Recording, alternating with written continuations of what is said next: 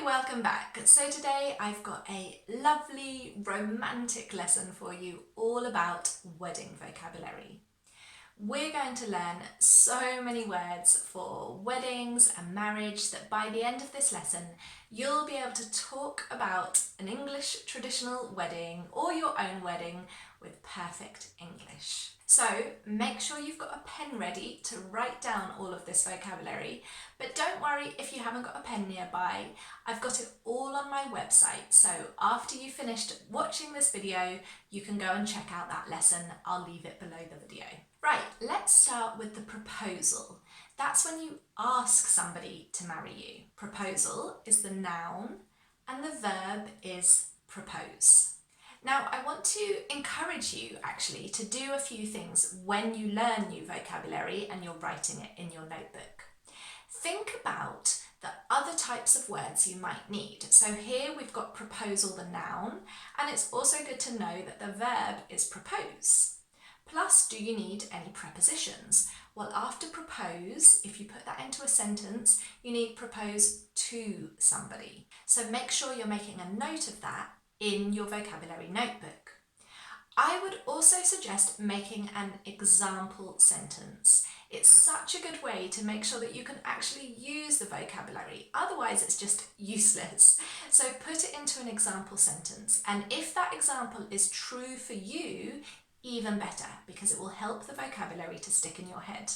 Let me give you my example sentence.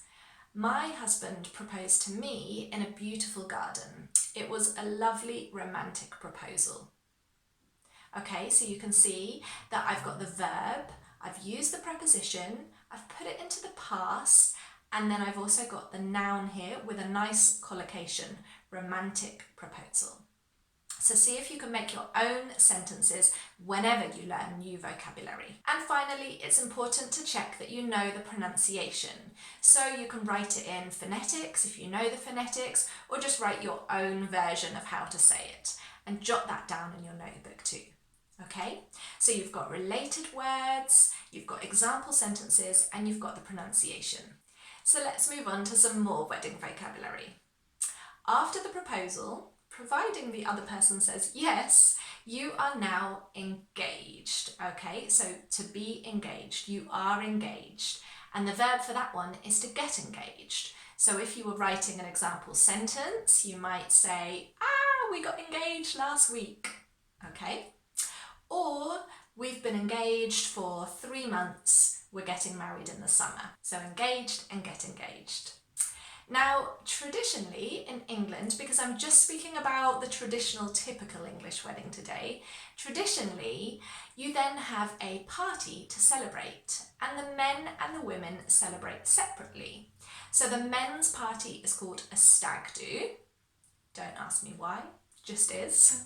And the women's party is called a hen do. Again, I don't know why. You can Google it if you want.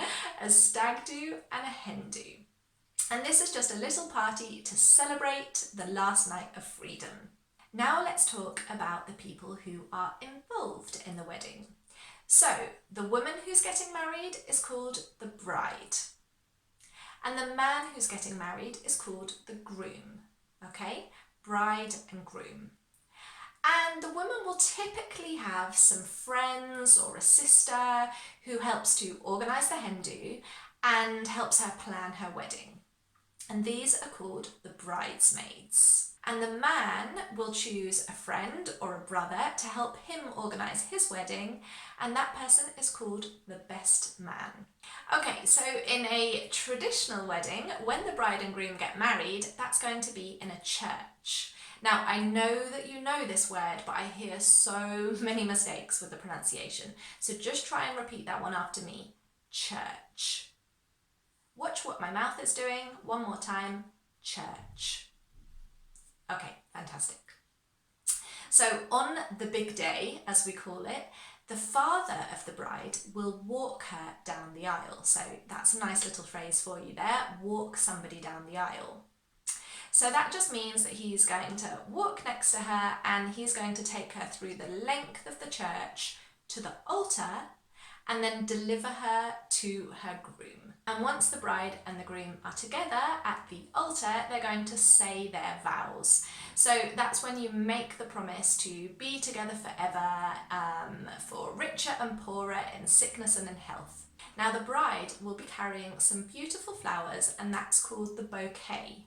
Now when she leaves the church, traditionally, all of the guests of the wedding throw confetti, and the bride throws her bouquet. And whichever girl or woman catches the bouquet will be the next person to get married. So that's like a little wedding superstition. So the actual wedding is done, and now there's the wedding reception. So this is the party where everybody celebrates, and normally there's a DJ or a band.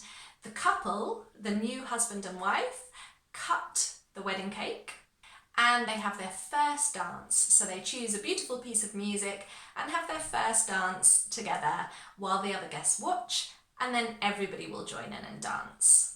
Throughout the course of the evening, typically the father of the bride makes a speech and the best man makes a speech about how lovely this couple is and how they wish them happiness for the rest of their lives. And once all of the celebrations and the party is finished, then the newly married couple go on their honeymoon. So that's when you go on holiday after you got married for 2 weeks in Barbados or wherever you want to go, and you just celebrate being married. So that nice collocation is to go on your honeymoon. You might ask a question, for example, where did you go on your honeymoon? So there you go, lots of vocabulary to talk about a very traditional English wedding. Of course, these days they come in all shapes and sizes and can be completely different to that, but that's a kind of traditional English wedding. And I hope that you can use some of that vocabulary to talk about weddings and even to talk about your own wedding. Now, I would love to hear if your own wedding or if weddings in your country are similar to that. So just leave me a comment below and let me know. And also don't forget that you can look at the blog post I mentioned below this video to just recap all of that vocabulary and test yourself. I look forward to seeing you in the next lesson.